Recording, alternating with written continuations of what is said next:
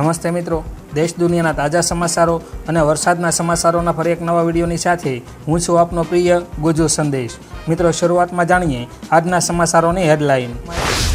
અગરિયાઓની રોજીરોટી જોખમાઈ, સિરામિક ઉદ્યોગમાં ભયંકર મંદીનો માહોલ, પીઆઈ અને પીએસઆઈની બદલી અંગે મોટો નિર્ણય, ઉત્તરાખંડમાં ભૂસ્ખલનમાં 17 ગુજરાતીઓ ફસાયા, આ કંપની 18,000 લોકોને નોકરીમાંથી કાઢી મૂકશે, અટલ સરોવર તહેવારોને લઈને ખુલ્લું મુકાયું, 2000ની નોટને લઈને આવ્યું મોટું અપડેટ, ખેડૂતોએ ઢોલ વગાડી કર્યો વિરોધ પ્રદર્શન, આમાં કેવી રીતે ભણશે ગુજરાત, ગિરનાર પર્વત પર જતા હો તો જાણી લો, રાજકોટના મેળામાં આ વખતે ચા નહીં મળે, ઉત્તરાખંડમાં વરસાદી આફત 14ના મોત, 2 આગાહી, ગુજરાતમાં ભૂકા બોલાવશે, વાવાઝોડાની શક્યતા, વિધાનસભામાં સીએમ યોગીનું રૌદ્ર સ્વરૂપ, યુદ્ધ શરૂ, હિઝબુલ્લાની ઇઝરાયલ પર એર સ્ટ્રાઇક, નોનવેજના વેચાણ પર પ્રતિબંધ લગાવવાની રજૂઆત, ભારતીયોને તાબડતોબ લેબનોન છોડી દેવાનો આદેશ.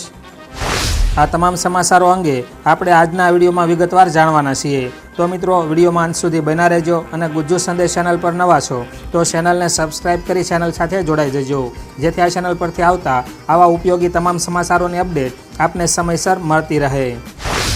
તો મિત્રો, સમાચારની શરૂઆતમાં જાણીએ અગરિયાઓની રોજીરોટી જોખમાઈ. આ અંગે વધુ જાણીએ તો છેલ્લા 2 વર્ષથી અભયારણ્ય સર્વેમાં તથા સેટલમેન્ટ રિપોર્ટમાં નામ નહીં હોવા જણાવી અગરિયાઓને રણમાં જતા રોકી તેમને હેરાનગતિ થાય છે. જેમાં કચ્છના નાના રણમાં તથા ધુડકર અભયારણ્યમાં વર્ષોથી સિઝન પૂરતું વડાગરા પોડા મીઠું પકવતા આશરે 7,000 નાના અગરિયા પરિવારોને મહિનો 1.5 મહિના પછી શરૂ થતી સિઝનમાં રણમાં મીઠું પકવવા માટે જવા દેવાની અગરિયા હિતરક્ષક મંચે માંગણી કરી છે. ત્યારબાદ જાણીએ મિત્રો સિરામિક ઉદ્યોગમાં ભયંકર મંદીનો માહોલ. આ અંગે વધુ જાણીએ તો વિશ્વના ખૂણે ખૂણે મોરબી સિરામિક ઉદ્યોગ માટે જાણીતું છે. વિશ્વ ફલક પર સિરામિકની માંગમાં ઘટાડો થતાં મોરબીના સિરામિક ઉદ્યોગ પર કાળા વાદળો છવાયા છે. માહિતી અનુસાર મંદીના કારણે અત્યાર સુધીમાં 200 જેટલા કારખાનાને તાળા લાગી ગયા છે અને હવે નજીકના ભવિષ્યમાં બીજા 150 કારખાનાને તાળા લાગશે. વિદેશમાં નિકાસ અટકી જતાં મોરબીના સિરામિક ઉદ્યોગના માલિકોને નુકસાની ભોગવવાનો વારો આવ્યો છે. ત્યાર પછીના સમાચાર જોઈએ તો પીઆઈ અને પીએસઆઈની બદલી અંગે મોટો નિર્ણય. આ સમાચાર વિશે વધુ જાણીએ તો પીઆઈ અને પીએસઆઈની બદલી અંગે ગૃહ વિભાગ દ્વારા મોટો નિર્ણય લેવામાં આવ્યો છે. નિર્ણય પ્રમાણે હવે 5 વર્ષ સુધી એક જ ઝોનના જિલ્લાઓમાં નોકરી કરનાર પીએસઆઈ અને પીઆઈની તે ઝોનના જિલ્લાઓમાં કે નજીકના જિલ્લાઓમાં બદલી કરી શકાશે નહીં. આ ઉપરાંત 5 વર્ષના સમયગાળાની ગણતરી કરવા માટે એકમો ઉપરાંત બ્રાન્ચોની નિમણૂક પણ ધ્યાને લેવા સ્પષ્ટપણે નિર્દેશ કરવામાં આવ્યો છે. ત્યાર પછીના સમાચાર જાણીએ તો ઉત્તરાખંડમાં ભૂસ્ખલનમાં 17 ગુજરાતીઓ ફસાયા. આ અંગે વધુ જાણીએ તો ઉત્તરાખંડમાં અત્યારે ભારે વરસાદ અને ભૂસ્ખલનથી તબાહી મચી છે. ઉત્તરાખંડના મોટી લીસોલી નજીક ભૂસ્ખલનના કારણે 17 ગુજરાતી યાત્રાળુઓ ફસાયા હતા. આ તમામ લોકો અરવલ્લી જિલ્લાના રહેવાસી છે. જોકે ગણતરીના કલાકમાં જ તેમનું રેસ્ક્યુ કરવામાં આવ્યું હતું. હાલ તમામને સલામત રીતે નીચે લાવવામાં આવ્યા છે. આ તરફ સીએમ ભૂપેન્દ્ર પટેલે ઉત્તરાખંડ સ્ટેટ ઇમરજન્સી ઓપરેશન સેન્ટરનો સંપર્ક કર્યો હતો. ત્યાર પછીના સમાચાર જોઈએ તો આ કંપની 18,000 લોકોને નોકરીમાંથી કાઢી મૂકશે. આ અંગે વધુ જાણીએ તો ચિપ મેન્યુફેક્ચરિંગ કંપની ઇન્ટેલે મોટી સંખ્યામાં કર્મચારીઓને છૂટા કરવાનો નિર્ણય લીધો છે. કંપનીએ કહ્યું કે તે તેના કુલ કર્મચારીઓમાંથી 15%ની છટણી કરશે, એટલે કે લગભગ 17,500 લોકો બેરોજગાર થઈ જશે. છેલ્લા કેટલાક સમયથી કંપનીને નુકસાન થઈ રહ્યું છે. ખાસ કરીને તેને ચિપ બનાવવાના કામમાં ઘણી મુશ્કેલીઓનો સામનો કરવો પડી રહ્યો છે, જેને દૂર કરવા કંપનીએ ઘણા નિર્ણય લીધા છે. ત્યારબાદ જાણીએ અટલ સરોવર તહેવારોને લઈને ખુલ્લું મુકાયું. આ અંગે વધુ જાણીએ તો ટીઆરપી અગ્નિકાંડ બાદ બંધ કરવામાં આવેલા રાજકોટના અટલ સરોવરને આગામી પવિત્ર શ્રાવણ માસના તહેવારોને ધ્યાને લઈ રાજકોટના શહેરીજનો તથા આસપાસના વિસ્તારોના નાગરિકો માટે 1 ઓગસ્ટથી ફરી શરૂ કરવાનો નિર્ણય કરાયો છે, જેમાં પ્રવેશ માટે ફી પણ લેવામાં આવશે. જોકે અટલ સરોવરમાં આવેલા એમ્યુઝમેન્ટ પાર્કની વિવિધ રાઇડ્સ મુલાકાતીઓ માટે હાલ બંધ રાખવામાં આવશે. તેમજ સહેલાણીઓ માટે વિદેશ જેવો માહોલ ઊભો કરવામાં આવ્યો છે. ત્યાર પછીના સમાચાર અંગે જાણીએ તો 2000ની નોટને લઈને આવ્યું મોટું અપડેટ. આ વિશે વધુ જાણીએ તો ભારતીય રિઝર્વ બેન્કે રૂપિયા 2000ની નોટને લઈને મોટું અપડેટ આપ્યું છે. 19 મે 2023ના રોજ આરબીઆઈ દ્વારા 2000ની ચલણી નોટ ચલણમાંથી પરત લેવાની જાહેરાત કરાઈ હતી. આ જાહેરાત બાદ અત્યાર સુધીમાં 2000 રૂપિયાની લગભગ 98% એટલે કે 97.92% નોટ પરત આવી ગઈ છે. આરબીઆઈ અનુસાર હવે માત્ર 7,409 કરોડ રૂપિયાની નોટ માર્કેટમાં છે. આરબીઆઈ દ્વારા હજી પણ 2000ની નોટ પરત લેવામાં આવી રહી છે. ત્યાર પછીના સમાચાર જોઈએ તો ખેડૂતોએ ઢોલ વગાડી કર્યો વિરોધ પ્રદર્શન. આ સમાચાર વિશે વધુ જાણીએ તો પાલનપુરના એરોમા સર્કલની ટ્રાફિકની સમસ્યા હલ કરવા બાયપાસ બનાવવાની કામગીરી કરવામાં આવી છે. જેમાં ખેડૂતોની વધુ જમીન કપાતા ખેડૂતો દ્વારા વિરોધ પ્રદર્શન નોંધાવવામાં આવી રહ્યો છે. જણાવી દઈએ કે શહેરના 6 થી 8 કિલોમીટરના અંતરે બાયપાસ બનાવવાની કામગીરી ચાલી રહી છે, જેમાં ખેડૂતોની વધુ જમીન કપાતી હોવાથી ખેડૂતોએ ઢોલ વગાડી વિરોધ કર્યો હતો. ત્યાર પછીના સમાચાર અંગે જાણીએ તો આમાં કેવી રીતે ભણશે ગુજરાત. આ સમાચાર અંગે વધુ જાણીએ તો ભાજપ સરકાર શિક્ષણને લઈને ભલે મોટી વાતો કરે, પરંતુ વાસ્તવિકતા કંઈક અલગ જ છે. સરકાર 5612 સરકારી શાળાને ઓછી સંખ્યાના નામે મર્જ અને બંધ કરવા જઈ રહી છે. લાંબા સમયથી રાજ્યમાં 32,000 શિક્ષકો અને 38,000 વર્ગખંડની ઘટ છે. રાજ્યમાં 1,657 સરકારી શાળાઓમાં માત્ર એક જ શિક્ષકથી અને 341 શાળાઓ માત્ર એક જ ઓરડામાં ચાલે છે. 14,652 શાળાઓ એવી છે જ્યાં એક વર્ગમાં અલગ અલગ ધોરણના વિદ્યાર્થીઓ બેસે છે. જો મિત્રો તમે ગિરનાર પર્વત પર જતા હોય તો આ ખાસ જાણી લેજો.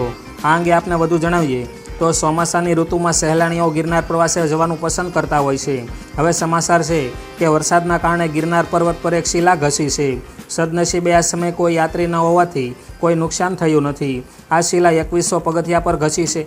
જૂનાગઢમાં સતત વરસેલા વરસાદના કારણે આ ઘટના બની હોવાનું પ્રાથમિક તારણ છે. હાલમાં જે સ્થળે શિલા ઘસી છે તે રસ્તો યાત્રિકો માટે બંધ કરી દેવામાં આવ્યો છે. જો તમે પણ ગિરનાર જતા હોય તો આ ખાસ જાણી લેજો. ત્યાર પછીના સમાચાર જોઈએ તો રાજકોટના મેળામાં આ વખતે શા નહીં મળે. આ સમાચાર અંગે વધુ જાણીએ તો રાજકોટમાં આગામી 24 થી 28 ઓગસ્ટ દરમિયાન જન્માષ્ટમીનો મેળો યોજાવાનો છે, જેમાં 215 સ્ટોલ અને પ્લોટ સામે 522 ફોર્મ ભરાયા છે. જો કે આ વખતે રાજકોટના આ લોકમેળામાં શા નહીં મળે, કારણ કે ટી સ્ટોલ માટે કોઈએ રસ નથી દાખવ્યો. તો આઈસ્ક્રીમના 16 સ્ટોલ સામે 10 ફોર્મ ભરાયા છે. ગઈકાલે ફોર્મ ભરવાનો છેલ્લો દિવસ હતો, જેની આજે હરાજી થવાની છે. ગેમ ઝોન દુર્ઘટનાને ધ્યાને લઈને મેળા માટે કડક નિયમો બનાવ્યા છે. ત્યાર પછીના સમાચાર જોઈએ તો ઉત્તરાખંડમાં વરસાદી આફત, 14ના મોત. આ સમાચાર અંગે વધુ જાણીએ તો ઉત્તરાખંડમાં ગુરુવારે ભારે વરસાદના કારણે અત્યાર સુધીમાં 14 લોકોના મોત થયા છે, જેમાં એક જ પરિવારના 3 લોકોનો સમાવેશ થાય છે. સતત ભારે વરસાદના કારણે આ રાજ્યના અનેક વિસ્તારોમાં પૂર જેવી સ્થિતિ સર્જાઈ છે. કેદારનાથ યાત્રાના રૂટ પરથી 3,300 શ્રદ્ધાળુઓને બસાવવામાં આવ્યા છે, તો 700 લોકોનું હેલિકોપ્ટર વડે રેસ્ક્યુ કરવામાં આવ્યું છે. તો એરફોર્સના સિનુક અને MI-17 પણ રેસ્ક્યુ કરી રહ્યા છે. ત્યાર પછીના સમાચાર જોઈએ તો 2 આગાહી, ગુજરાતમાં ભૂકા બોલશે અને વાવાઝોડાની પણ શક્યતા. આ સમાચાર અંગે વધુ જાણીએ તો હવામાન નિષ્ણાત અંબાલાલ પટેલ દ્વારા 5 તારીખ સુધી રાજ્યમાં ભારે વરસાદની આગાહી કરવામાં આવી છે. ખાસ કરીને દક્ષિણ ગુજરાત અને સૌરાષ્ટ્રમાં મેઘરાજા ફરી વખત ભૂકા બોલાવશે. ઉત્તર અને મધ્ય ગુજરાતમાં પણ વરસાદની શક્યતા છે. હવામાન વિભાગે પણ 5 દિવસ માટે ભારે વરસાદની આગાહી આપી છે. તો દરિયાકાંઠાના વિસ્તારોમાં 45 કિમીની ઝડપે પવન ફૂંકાવાની શક્યતા છે અને વાવાઝોડા જેવી સ્થિતિની પણ શક્યતા છે. ત્યાર પછીના સમાચાર જાણીએ તો વિધાનસભામાં સીએમ યોગીનું રૌદ્ર સ્વરૂપ. આ સમાચાર અંગે વધુ જાણીએ તો ઉત્તર પ્રદેશ વિધાનસભામાં મુખ્યમંત્રી યોગી આદિત્યનાથનું રૌદ્ર સ્વરૂપ જોવા મળ્યું હતું. સીએમ યોગીએ કહ્યું કે હું અહીં નોકરી કરવા નથી આવ્યો. જો મને પ્રતિષ્ઠા જોઈતી હોત તો તે મઠમાં મળતી જ હતી. જે લોકો રાજ્યની દીકરીઓ અને વેપારીઓની સુરક્ષા સાથે છેડા કરશે તેમની સામે પગલાં લેવાની જવાબદારી મારી છે. જો કોઈ ખોટું કરશે તો તેને ભોગવવું પડે. અમારી આ લડાઈ પ્રતિષ્ઠાની લડાઈ નથી.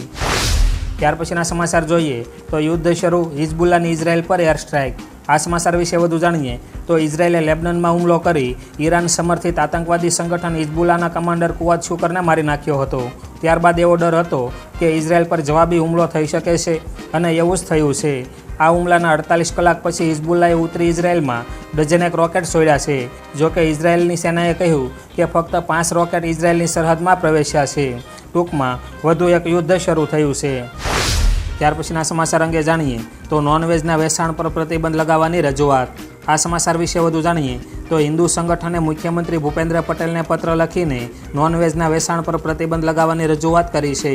શ્રાવણ મહિનામાં જાહેર સ્થળો પર નોનવેજનું વેચાણ ન થાય તે માટે ભગવા સેનાના અધ્યક્ષ કમલ રાવલે પત્રમાં જણાવ્યું છે કે શ્રાવણમાં લોકો ઉપવાસ કરતા હોય છે, તેથી લોકોની ભાવના સાથે મજાક ના થાય તે જરૂરી છે.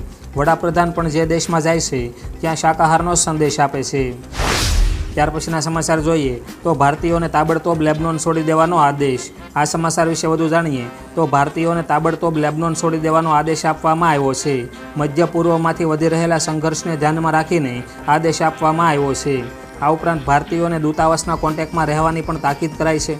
ભારતીય દૂતાવાસે ઇમરજન્સી નંબર પણ જારી કર્યો છે. ઉલ્લેખનીય છે કે લેબનોનમાં હાલમાં 4000થી વધુ ભારતીયો રહે છે અને યુદ્ધની સ્થિતિમાં તેઓ બુરી રીતે ફસાઈ શકે છે. ત્યાર પછીના સમાચાર અંગે જાણીએ તો બુલેટ ટ્રેનને લઈને રેલવે મંત્રીનો જવાબ.